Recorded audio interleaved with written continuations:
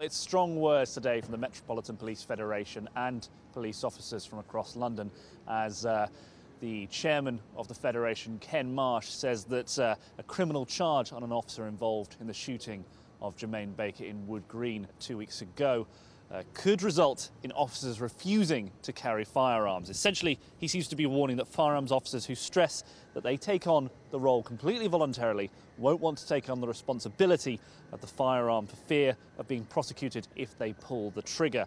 Now, Ken Marsh says this could be particularly worrying in a hypothetical Paris-style attack when these firearms officers would be needed the most, and that officers in the future would be very carefully considering whether to carry firearms if the rules weren't looked at closely. Now, we spoke to a former officer, Norman Brennan, who echoed Ken Marsh's comments.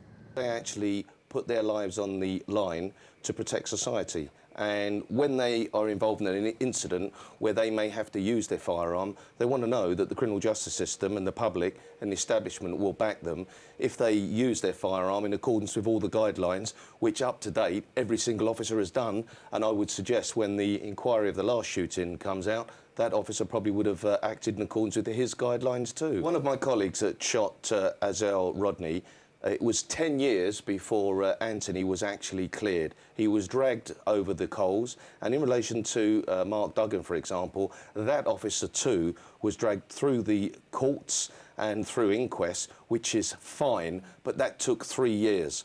And it's only right that if a police officer uses their firearm, for which they're all volunteers, that they should be expedited through an inquiry.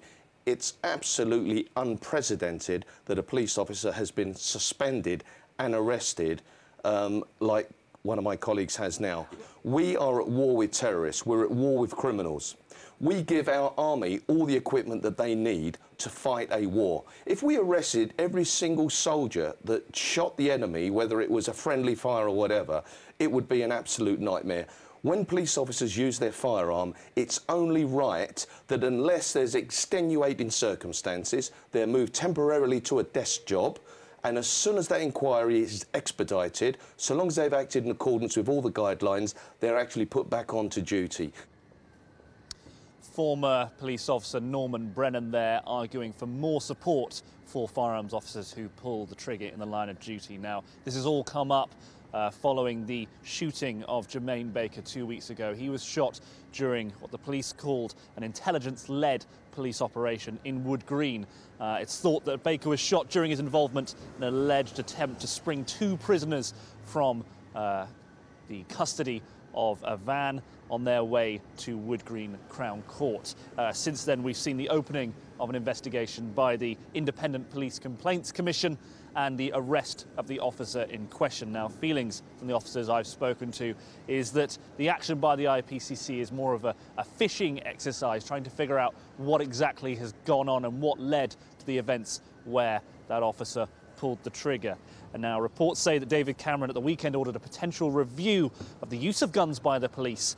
We'll have to wait to see whether this ends in any significant changes. Currently, the Criminal Justice Act of 2008 recognises the defence that if an officer has an honest and an instinctive belief that opening fire is reasonable, then they have a defence in their case. So now we'll just have to wait and see whether there's any changes to that act to recognise our more modern age.